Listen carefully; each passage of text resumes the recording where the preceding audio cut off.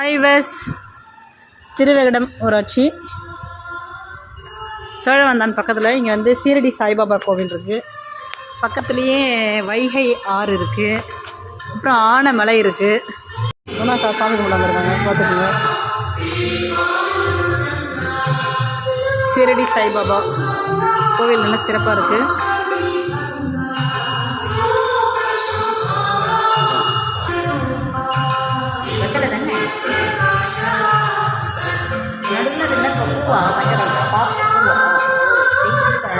எவ்வளோ